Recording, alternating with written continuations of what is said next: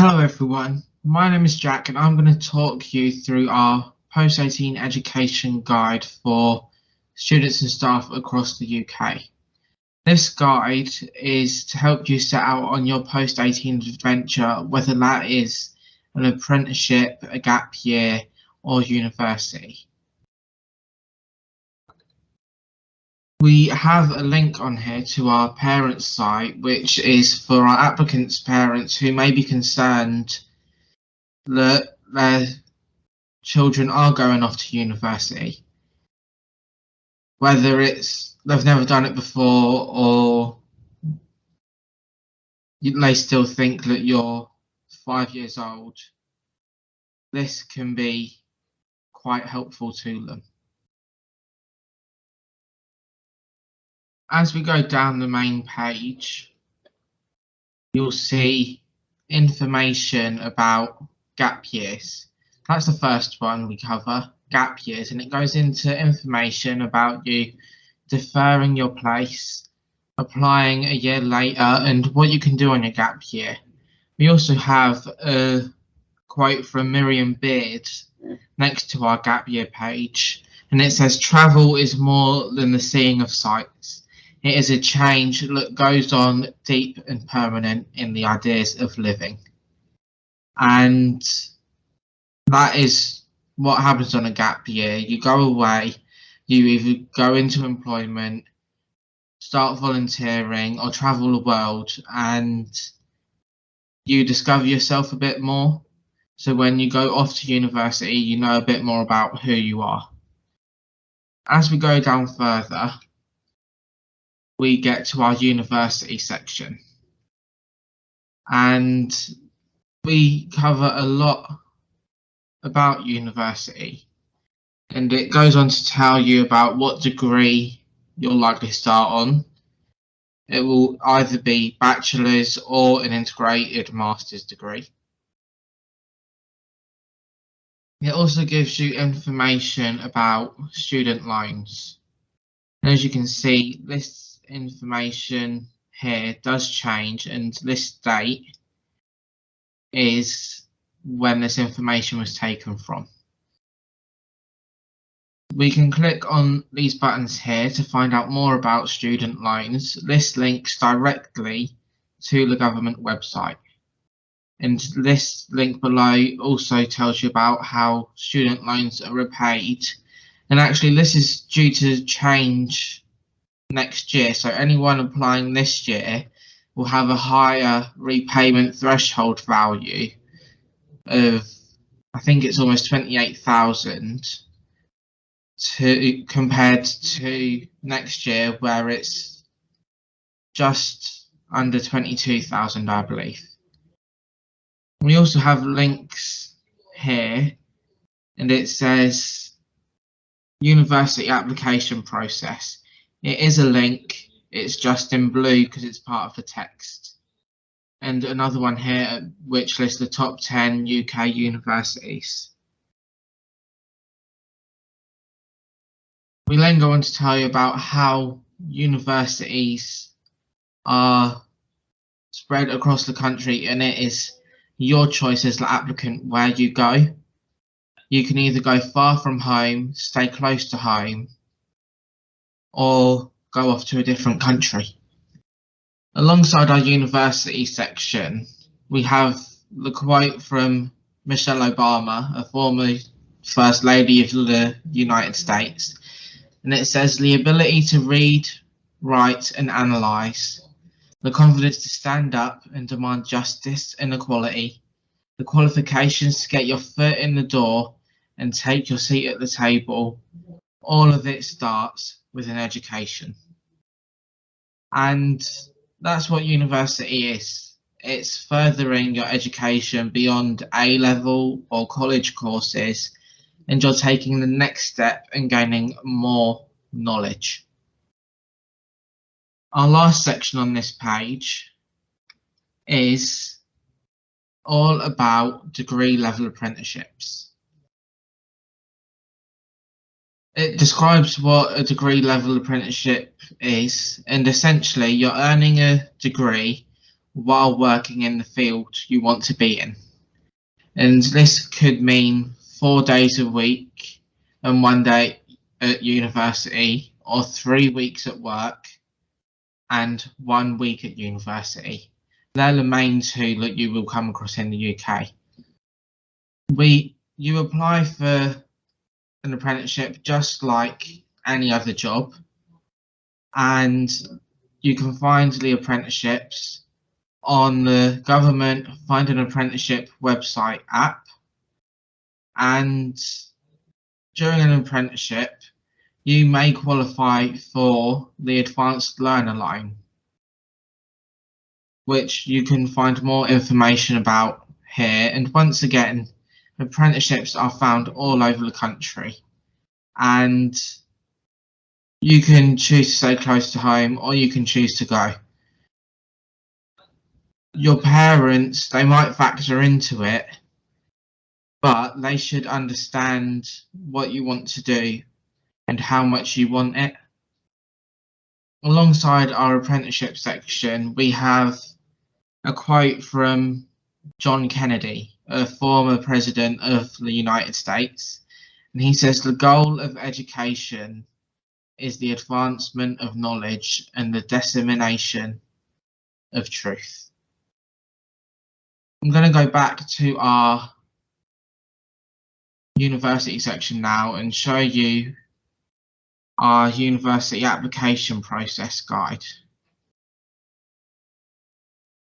This is our homepage for the guide, and it tells you that the university application process all starts with UCAS. And UCAS stands for the University and Colleges Admission Service. They process your applications and everything goes through UCAS. Applicants that have already opened their account will have access to the UCAS hub, and if you need to open an account, you can click this here, which is underlined. It says UCAS, and that takes you to their main website.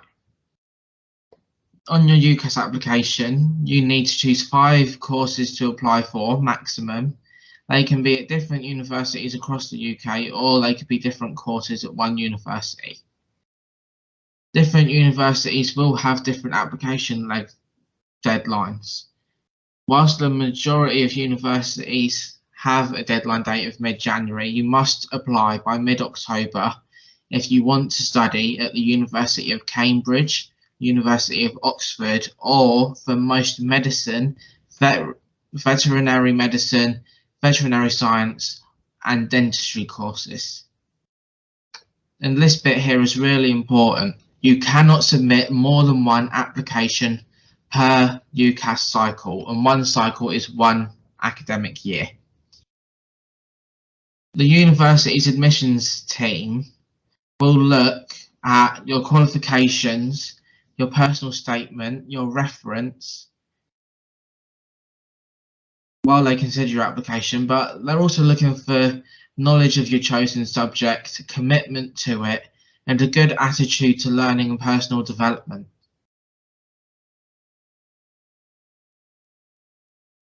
And it is best to include these last 3 bullet points in your personal statement. We have a link to another 2 pages here, and it says, how can I improve my odds of receiving an offer? How do I write or improve my personal statement? There are also things that we can't control that are taken into account when we apply for university, and these make up multiple equality measure, and it's split into 5 groups. Group 5 has the highest probability of getting accepted to university, and Group 1 has the lowest. In your MEM group is decided by your gender, your ethnic group, where you live, your secondary school type, and your income background, which is decided on whether you received free school meals at the age of 15. It then goes on to tell you about how all these factors affect it. And you can find this information just below here. We then have information about additional tests which can be accessed through this link here. I'm now going to go back to this link here and show you the how can I improve my odds of receiving an offer section of our guide. And it tells you that you can improve your odds by improving your grades and carrying out extracurricular and supercurricular activities.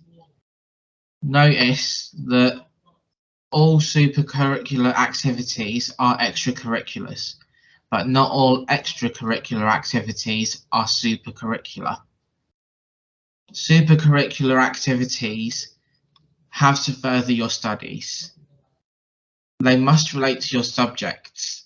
Some examples of them are listed below, and on the opposite side of the screen you'll have some examples of extracurricular activities. We scroll down further and you have a section on how can you show commitment to your subject. And one of the best ways of doing this is taking part in supercurricular activities. You can also do this in your personal statement by briefly explaining your career plan and doing things like that. If we now go back, I'll show you the how do I write or improve my personal statement.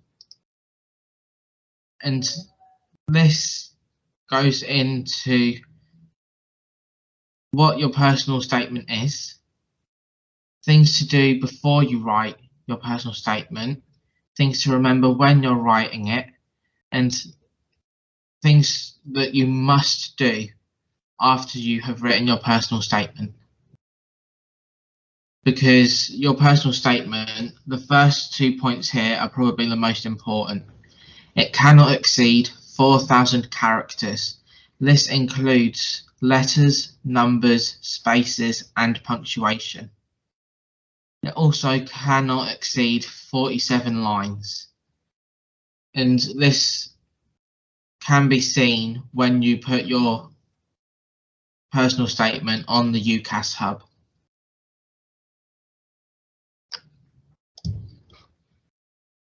In our additional tests section, it lists the most common additional tests you could be asked for.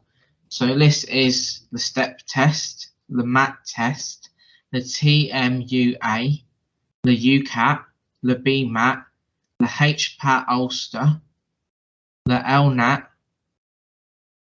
the Cambridge Law Test, TSA Cambridge, TSA Oxford, and TSA UCL. We go into details about how a candidate will be assessed, and we also link in the official pages for the test.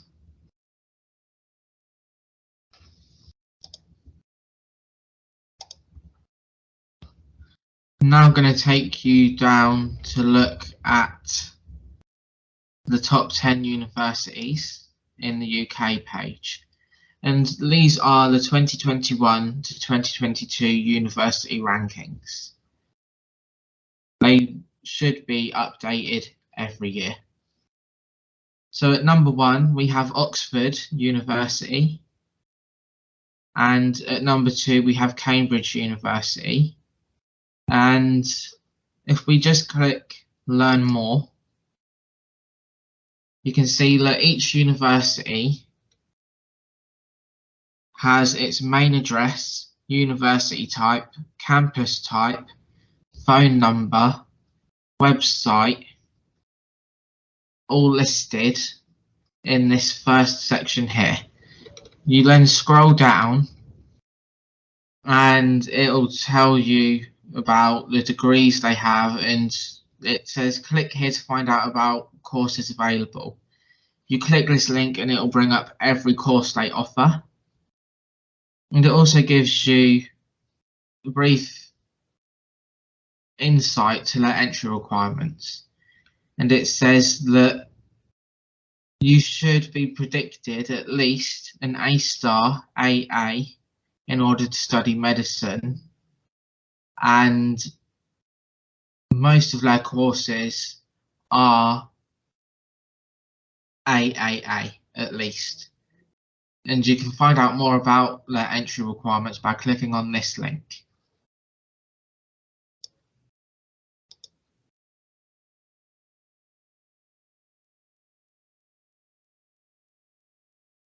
Thank you for checking out our education guide for applicants. We hope you put it to good use.